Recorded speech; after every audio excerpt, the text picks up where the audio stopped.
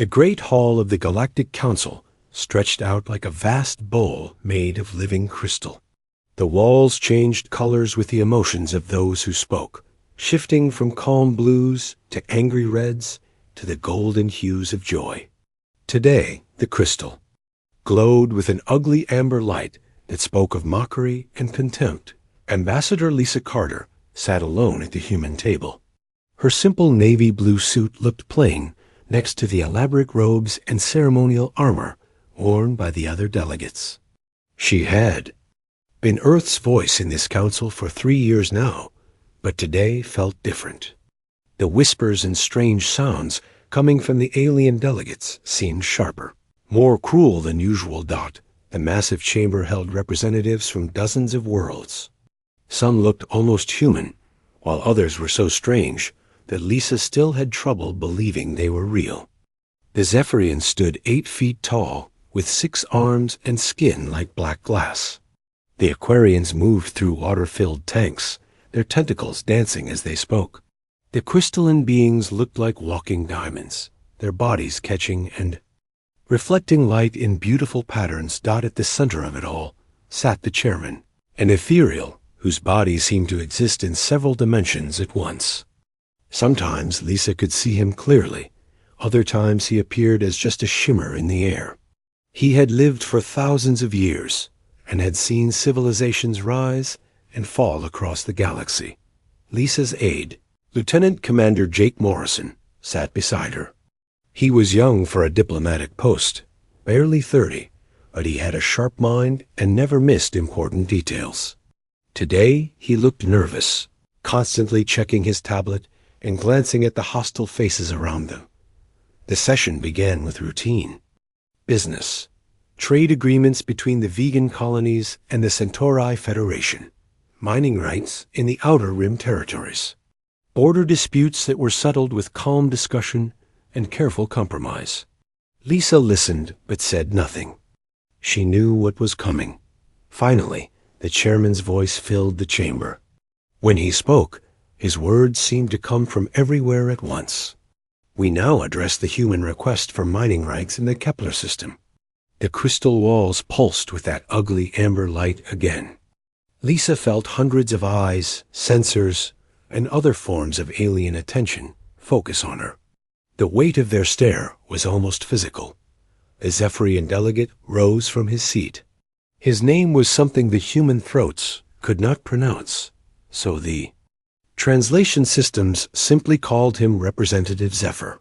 His 6 arms moved in graceful patterns as he spoke, a gesture that Lisa had learned meant deep amusement. The humans want mining rights, Representative Zephyr said, his voice carrying clearly through the chamber's perfect acoustics. How interesting. A species that learned to travel between stars less than 50 years ago thinks they can compete with civilizations that have been mining asteroids since before their sun was born. Laughter rippled through the chamber. It was not the warm laughter of shared joy, but the cold sound of beings who thought they were superior to others. The crystal walls grew brighter with amber light. The Aquarian representative joined in. Her translator gave her a pleasant female voice, but Lisa could hear the mockery underneath. They cannot even keep peace on their own world. War, hunger, disease, pollution. Their planet is dying because they are too stupid to take care of it. Why should we trust them with the resources of space? More laughter. The crystalline delegate added their harmonic voice to the chorus. Their technology is primitive. Their society is chaos. They offer nothing of value to this council. Perhaps it was a mistake to allow them membership at all. Lisa remained seated, her hands folded calmly on the table before her. Jake leaned close and whispered urgently in her ear. Ambassador, we need to respond. They're making us look weak. Lisa held up one hand for silence. The gesture was small, but Jake immediately stopped talking. He had learned to trust his ambassador's judgment, even when he did not understand her. Strategy. The mockery continued. Delegate after delegate rose to speak against humanity. They talked about human wars, human failures, human weaknesses. They spoke of the countless conflicts that had marked human history. They mentioned the environmental damage on Earth, the poverty that still existed in some regions, the diseases that humanity had not yet conquered. "They are barely civilized," said the representative from the Tau Ceti system. "Their governments change every few years. They cannot agree on basic principles of law or morality. How can such a chaotic species contribute to galactic civilization? Their lifespan is pitifully short," added another delegate. "Most of them die before they reach 100 years. They have no time to gain real wisdom or understanding. They are like children playing with tools they do not comprehend." The ethereal chairman allowed the criticism to continue for nearly an hour. Each species that spoke seemed eager to prove that they were superior to the newcomer humans. The crystal walls had grown so bright with amber light that they hurt to look at directly. Finally, the chairman raised one shimmering hand for silence. The chamber immediately grew quiet. The human delegate may now respond to these observations. Lisa stood. Slowly. She was not a tall woman, barely 5.5 feet, but something in her movement commanded attention. The hostile chatter died away as hundreds of alien beings focused on her. She walked to the speaking platform at the center of the chamber. Her footsteps echoed in the sudden silence. When she reached the microphone, she paused for a moment, looking around at the faces that surrounded her. Some showed open contempt. Others displayed curiosity. A few seemed almost sympathetic. Jake watched from the human table, his heart pounding. He had seen Lisa handle difficult situations before, but never anything like this. The entire Galactic Council was united against humanity, and his ambassador stood alone against them all. Lisa placed her hands on the podium and looked directly at the chairman. When she spoke, her voice was calm and steady, showing no sign of the pressure she was under. "Honored Chairman and esteemed members of the Galactic Council," she began, "I have listened to your concerns about humanity. You speak of our wars, our conflicts, our failures. You question our technology and doubt our worthiness to stand among you." She paused, letting her words settle over the chamber. The crystal walls shifted slightly, the amber light fading to a more neutral blue. "I do not disagree with your observations," Lisa continued. "We are indeed a young species. We have been traveling between the stars for less than 50 years, while some of you have explored the galaxy for millions. We do fight wars. We do struggle with problems that you solved long ago. We are, in many ways, exactly what you say we are." The chamber remained silent, waiting for her to continue. Lisa smiled slightly, and Jake realized that his ambassador was just getting started. Lisa stood at the center of the great chamber, surrounded by hundreds of alien beings who had just spent an hour explaining why humanity was worthless. The crystal walls had shifted from angry amber to curious blue, but she could feel the tension in the air like electricity before a storm. "You are correct about many things," Lisa said, her voice carrying clearly to every corner of the vast space. "We are young. We are often violent. We make mistakes that cost us dearly. But I wonder if any of you truly understand what humanity has achieved in our brief time among the stars." She touched a control on her wrist device, and a holographic display appeared above the chamber. It showed Earth as it looked from space, a blue and white marble spinning slowly in the darkness. Then the image changed, showing the same planet at different points in history. 300 years ago, we could not fly," Lisa continued. "The fastest way to travel was on horseback. Most humans never went more than 20 miles from where they were born. We had no electricity, no radio, no way to speak across great distances, except by sending messages with riders or ships." The hologram shifted again, showing early airplanes and rockets, and the first space stations orbiting Earth.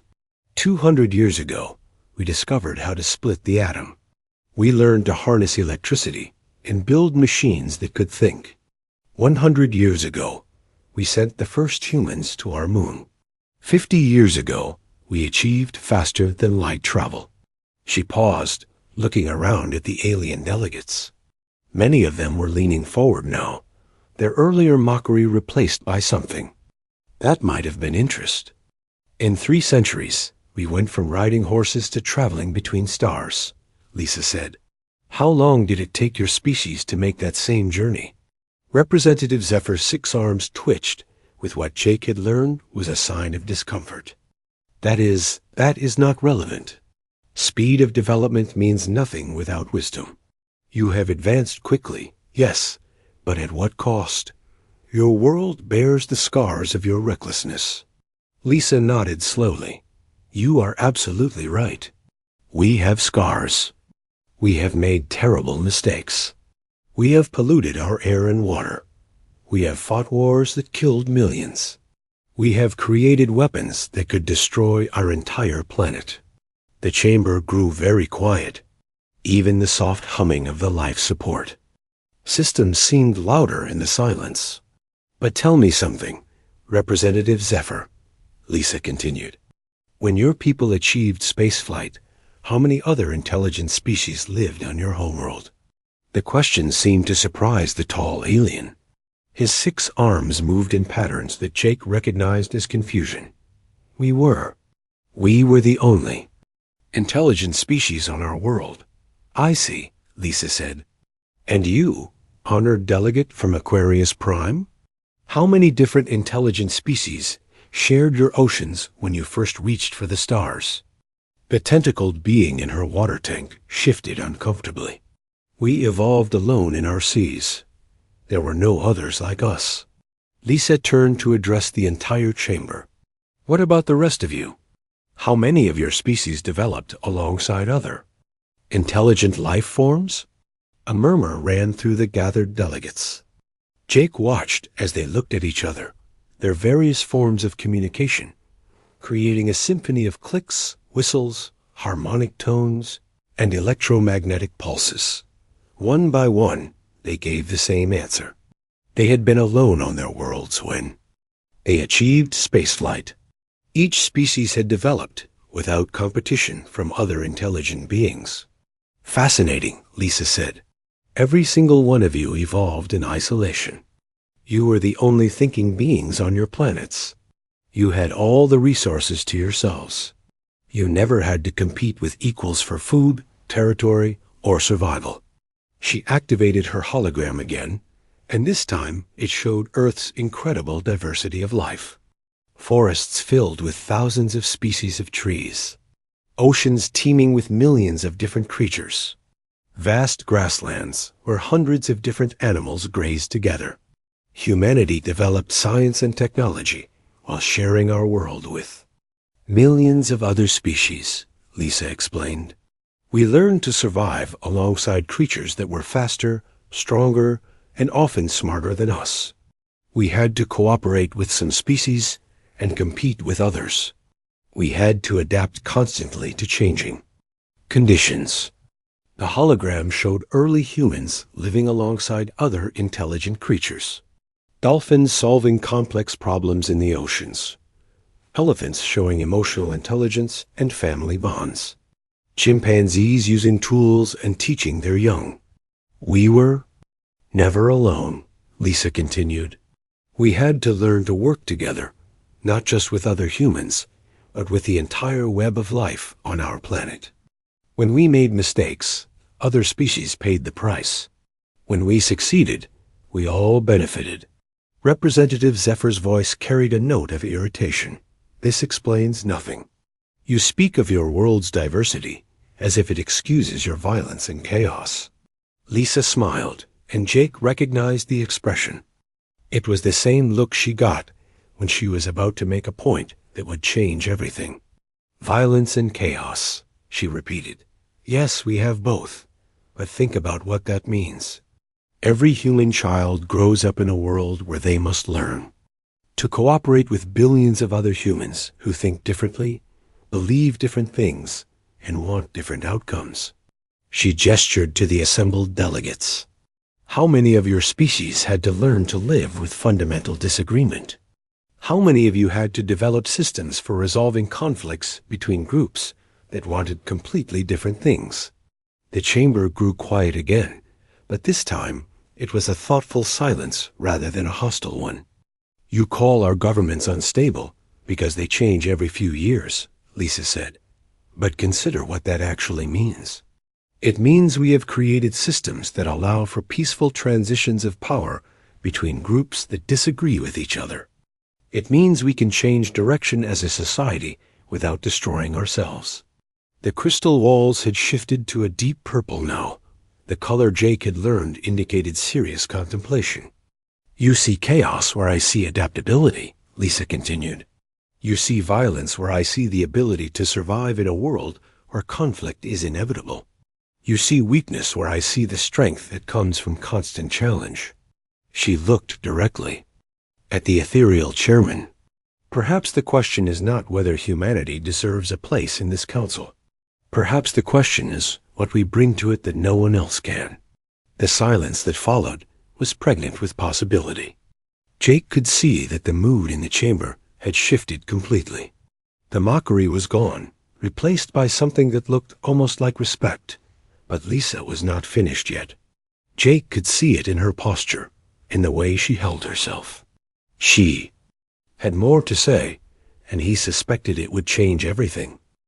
The atmosphere in the great chamber had changed completely. Where there had been mockery and contempt an hour before, now there was uncertainty and growing curiosity. Lisa Carter stood at the center of it all, no longer the target of ridicule, but something far more dangerous to the comfortable assumptions of the Galactic Council, a voice of uncomfortable truth. She had given them time to think about her words, and now she was ready to push deeper into territory that would make them all very uncomfortable. You speak often of our wars, Lisa said, her voice calm but carrying an edge that made Jake sit up straighter in his chair.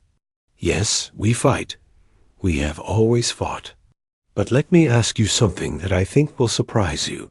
She activated her holographic display again, and this time it showed a map of the galaxy with thousands of points of light representing different civilizations. When was the last time any of your species faced a truly existential threat? The question hung in the air like a challenge. The crystal walls shifted to a nervous yellow color as delegates looked at each other with what might have been confusion. The ethereal chairman's form solidified slightly, taking on a more defined shape as he focused his attention on the human. Ambassador. Explain your meaning, Ambassador Carter. Lisa nodded respectfully toward the ancient being. I have studied the histories of every species represented in this chamber. The Zephyrian Empire spans 17 star systems and controls a population of 43 billion beings. Your last military conflict was a trade dispute with the vegan colonies that was resolved through arbitration 612 years ago. Representative Zephyr's 6 arms moved in patterns that Jake recognized as extreme discomfort. We have evolved beyond the need for violence. This is a mark of our advancement, not a weakness. Have you evolved beyond it? Lisa asked gently. Or have you simply been fortunate enough to avoid situations that required it? She gestured to the holographic display, which now showed detailed information about each major civilization. The Aquarian Federation controls all the water-rich worlds in 3 sectors. Your society has maintained perfect internal harmony for over 1,000 years. The crystalline collective exists in complete unity, with each member connected to the collective consciousness of the whole. The display shifted again, showing peaceful space stations, thriving colonies, and prosperous trade routes. All of you represent incredibly successful civilizations. You have achieved peace, prosperity, and stability on a scale that humanity can barely imagine. Jake could hear genuine admiration in her voice, but he also heard something else building underneath it. But success, Lisa continued, can be its own kind of weakness. When did any of you last stand on the edge of complete annihilation and choose to keep fighting anyway? When did you last face an enemy that wanted not your territory or your resources, but your complete extinction? The silence that greeted this question was different from before. It was not the silence of beings thinking about her words, but the silence of beings who had never had to think about such things at all. Finally, the chairman spoke. We have evolved beyond such primitive concerns, Ambassador. Civilized beings resolve their differences through negotiation and compromise. Have you? Lisa's question was soft but pointed. Or have you simply been lucky enough that no one has ever tested that assumption? She changed the holographic display again, and this time it showed events from galactic history that Jake had never heard of before. Ancient catastrophes, extinct civilizations, entire sectors of space that had once been filled with life, now stood empty. The Crimson Nebula incident, Lisa said, pointing to a region of space marked in red. 47,000 years ago, a stellar phenomenon destroyed 14 inhabited worlds in the span of 6 months. The species living there had colonies in other systems, but when their homeworlds died, their entire civilization collapsed within 3 generations. Gasps and equivalent expressions of shock rippled through the chamber. Many of the delegates were clearly hearing about this for the first time. The dark matter storms in the Vega sector, Lisa continued relentlessly. 62,000 years ago, gravitational anomalies displaced 6 different species from their home systems. Most retreated to the galactic core and have never returned to their original territories. The crystal walls had shifted to a deep orange color that Jake had never seen before. It seemed to indicate a mixture of fear and fascination. The void swarm emergence, Lisa said, and this time even the chairman's ethereal form seemed to darken. 40,000 years ago, entities from dark space consumed everything in their path as they moved through the outer rim territories. 17. Species that were members of this very council simply fled to the opposite side of the galaxy and waited for the threat to pass. She paused, looking around at faces that had grown very serious very quickly. When the threat did pass, those species remained in hiding for thousands of years. They were afraid to return to their former territories, afraid that the danger might come back. Some of them are still hiding, even though the void swarm disappeared into dark space 40 millennia ago. Jake watched as the implications of her words sank in. These advanced civilizations, these beings who had mocked humanity for its primitive nature, had responded to existential threats by running away and hiding. I do not criticize these responses, Lisa said, and her voice carried genuine understanding. Retreat in the face of overwhelming force is often the wise choice. Survival is more important than pride. But I want you to understand something about humanity that I think you have not yet grasped. She moved closer to the chairman's position at the center of the chamber, her simple human figure somehow commanding the attention of hundreds of advanced beings. We have a different relationship with existential threats, she said quietly. We have faced extinction more times than we can count. Ice ages that killed most life on our planet. Volcanic winters that blocked out the sun for years. Plagues that wiped out entire civilizations. Asteroids that came close enough to ending all life on Earth that we still have nightmares about them. The chamber was absolutely silent now. Even the background hum of the life support systems seemed muted. Each time we faced extinction, we had a choice, Lisa continued. We could accept our fate and die quietly, or we could fight against impossible odds for the chance to survive. Every single time, we chose to fight. She looked directly at the chairman, and Jake saw something in her expression that made him proud to be human. That is what we are, Lisa said simply. We are the species that looks at the end of everything and says, not today. The revelation hung in the air like a weapon that had not yet been fired. Lisa Carter stood in the center of the great chamber, surrounded by hundreds of beings who were beginning to understand that everything they thought they knew about humanity might be wrong.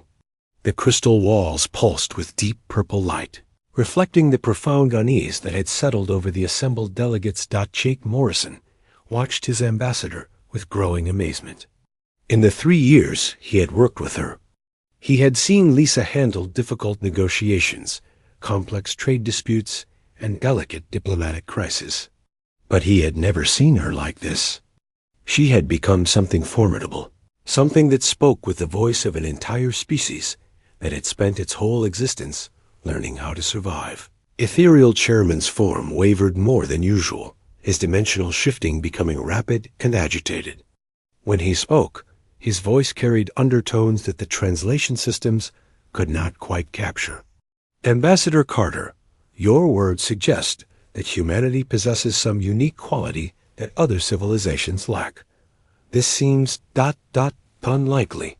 Lisa smiled, but there was no warmth in the expression. Does it? Let me tell you something that might surprise you about how we joined this council. She activated her holographic display once more, and this time it showed the timeline of human contact with galactic civilization. Jake had seen these records before, but seeing them displayed here, in this context, made them seem different somehow. 3 years ago, when your scouts made first contact with humanity, we were barely a Type 1 civilization on the Kardashev scale, Lisa began. We had achieved faster than light travel, exactly 17 months before your ships found us. We had never met another intelligent species. We had no knowledge of galactic politics, trade routes, or diplomatic protocols. The display showed images of the first contact event.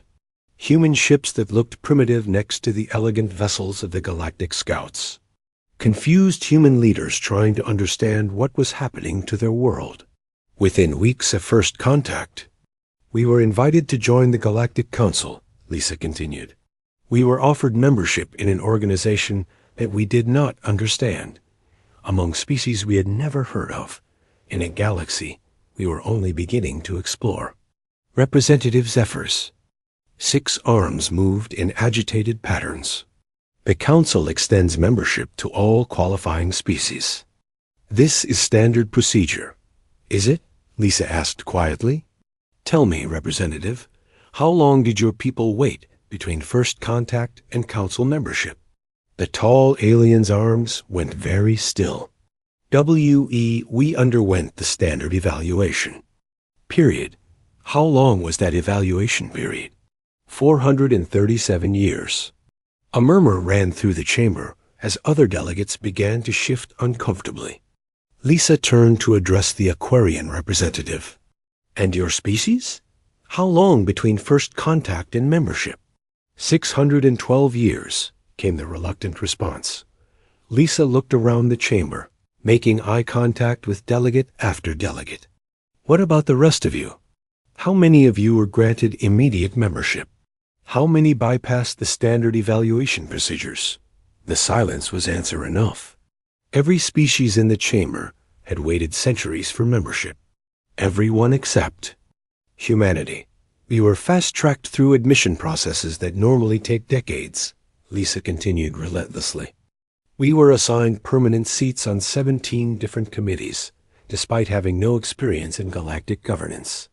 We were granted mining rights, trade privileges, and territorial considerations that junior members usually wait centuries to receive. Jake watched as realization began to dawn on alien faces throughout the chamber. The pieces of a puzzle were falling into place, and the picture they formed was not one that any of them wanted to see. The question is not why humanity is unworthy of membership in this council, Lisa said, her voice growing harder with each word. The question is why you needed us so desperately that you were willing to ignore every protocol, bypass every safeguard, and rush us into membership as quickly as possible. The Zephyrian delegate's voice carried a note of desperation. You imply conspiracy where none exists. The Council operates with complete transparency in all its dealings. Does it? Lisa reached into her jacket and pulled out a small data pad. 3 months ago, the deep space monitoring stations in the Andromeda Gap went silent. Not destroyed, not damaged, simply silent. They stopped reporting without any explanation. The chamber erupted in shocked voices, clicks, and harmonic tones as delegates reacted to information that was clearly news to most of them. 2 months ago, Lisa continued over the noise. The automated mining platforms in the Void Reach began sending distress signals before cutting to static. The signals indicated massive objects moving through the area in perfect formation. The chairman's form solidified into something almost solid, his attention focused entirely on the human ambassador. How do you know this information? These reports are classified at the highest levels of council security. Lisa's smile was sharp enough to cut steel. Because, honored chairman, humanity does not just fight wars. We also gather intelligence. We watch, we listen, we learn, and we have been very curious about why a species as supposedly primitive as ours was needed so urgently by a council of advanced civilizations. She held up the data pad, and Jake could see information scrolling across its surface in languages he did not recognize. Last month, the research station Meridian Prime reported contact with unidentified vessels moving in perfect formation toward the galactic core, Lisa said. Their final transmission included the phrase, "They are not responding to any communication." Attempts. They are not slowing down.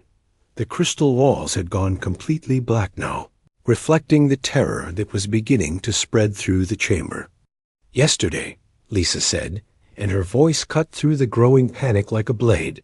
3 separate early warning networks detected massive gravitational anomalies consistent with a fleet of unprecedented size crossing into our galaxy from dark space. She paused, letting the weight of her words settle over the assembled delegates. Estimated time of arrival at the outer colonies, 18 months. The silence that followed was not the silence of beings processing information. It was the silence of beings confronting their own mortality. Lisa put away her data pad and looked around the chamber at faces that had gone pale, tentacles that had stopped moving, crystal forms that had dimmed to almost nothing. Now we know. She said simply, "Why you needed us." Jake felt a chill run down his spine as he realized what his ambassador had just revealed.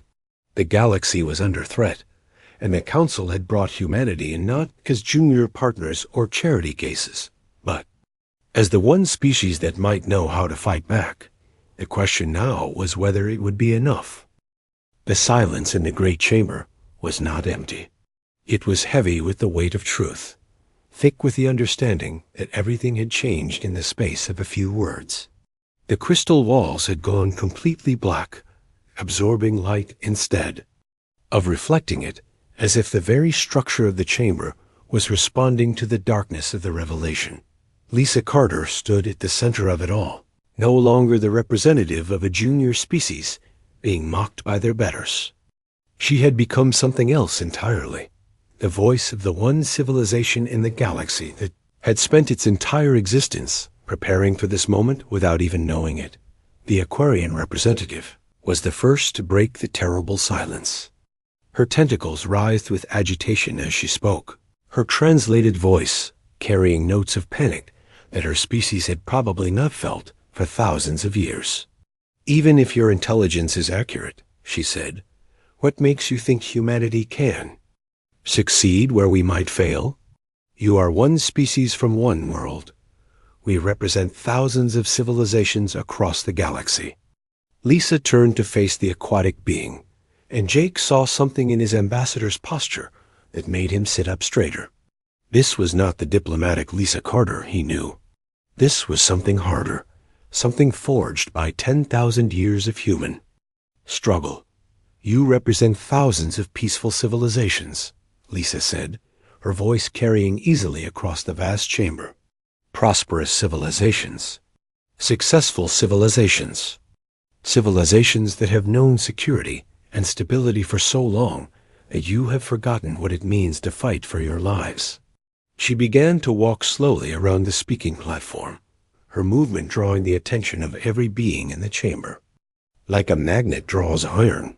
"Tell me," she continued, "when did any of you last face an enemy that wanted not your territory, not your resources, not your surrender, but your complete and utter annihilation? When did you last stand against impossible odds and refuse to yield?" The question echoed in the black crystal chamber like a challenge thrown down before the gods themselves. "The Zephyrians have not fought a war in 6 centuries, Lisa said, her voice growing stronger with each word. "The Aquarian Federation has resolved every conflict through negotiation for over 1,000 years. The Crystalline Collective has never known violence at all." She stopped walking and faced the assembled delegates directly. "You have achieved something that humanity dreams of," she said. "Perfect peace, complete harmony, total security. But there is a price for such perfection, and that price is that you have forgotten how to fight." Jake watched as alien faces throughout. The chamber showed expressions he had never seen before. Fear, yes, but something deeper than fear. The recognition that everything they had built, everything they had achieved, might not be enough. Humanity has never known a single day without conflict. Lisa continued, and now her voice carried the weight of her entire species' history. For our entire recorded existence, we have fought. Against nature, against disease, against each other, against extinction itself. The holographic display activated again, showing scenes from human history that made some of the more sensitive delegates look away. Wars, plagues, natural disasters, moments when humanity had stood on the edge of oblivion, and somehow found the strength to continue. We have faced ice ages that killed 90% of all life on our planet, Lisa said. We have survived volcanic winters that blocked out the sun for years. We have endured plagues that wiped out entire continents and rebuilt our civilizations. From the ashes, the images shifted to show human achievements born from desperate necessity. Medical advances created in response to devastating diseases. Technologies developed to survive in hostile environments. Social structures built to coordinate massive efforts against overwhelming threats. We have been reduced to handfuls of survivors, scattered across a frozen wasteland, and built ourselves back to billions, Lisa continued. We have made war an art form, not because we love violence, but because we understand that someday, somewhere, someone will come who cannot be reasoned with. She gestured to the display, which now showed human military academies, strategy centers, and war colleges. We study conflict the way you study philosophy, she said. We teach it to our children and write songs about our battles. We remember every warrior who ever lived and every enemy we ever faced. We analyze our defeats as carefully as our victories because we know that the next time might be the last time. The chairman's ethereal form had become so solid that he looked almost human. When he spoke, his voice carried none of its usual otherworldly resonance. What are you saying, Ambassador? Lisa looked directly at the ancient being, and Jake saw in her eyes the accumulated determination of every human who had ever refused to surrender. I am saying that you brought us here because you know what we are, she said quietly. We are the species that looks at overwhelming odds and says not today. We are the ones who stand against the dark because someone has to stand. We are the guardians you called when you realized that all your peace and prosperity meant nothing against an enemy that wants to watch the universe burn. She straightened to her full height, and somehow the simple human figure seemed to fill the entire chamber. The enemy is coming, she said, her voice dropping to barely above a whisper, but carrying to every corner of the vast space. In 18 months, they will reach our territory. They will not negotiate. They will not compromise. They will not stop until every world in this galaxy is silent and empty. The silence that followed was absolute. Jake could hear his own heartbeat in the stillness. "You asked what humanity brings to this council," Lisa said. "We bring 10,000 years of experience in surviving the unsurvivable. We bring the knowledge of how to fight when fighting seems hopeless. We bring the understanding that sometimes the only choice is between victory and extinction." She looked around the chamber at faces that had been mocking her hours earlier, and now watched her with something approaching reverence. "The question now is not whether humanity is worthy of this council," Lisa concluded. "The question is whether this council is ready to learn what humanity has always known, that freedom, life, and civilization are not gifts that are given. They are prizes that must be won, again and again, by those willing to pay the price in blood and sacrifice and stubborn refusal to accept defeat." She sat down calmly, folding her hands on the table before her. "We are ready to teach you how to fight," she said simply. "The question is whether you are ready to learn." In the silence that followed, the crystal walls slowly began to glow again, not with the amber light of mockery or the purple of contemplation, but with a new color that Jake had never seen before. It was the color of hope mixed with determination, of fear transformed into resolve. The galaxy had found its defenders. Now it remained to be seen whether they would be enough.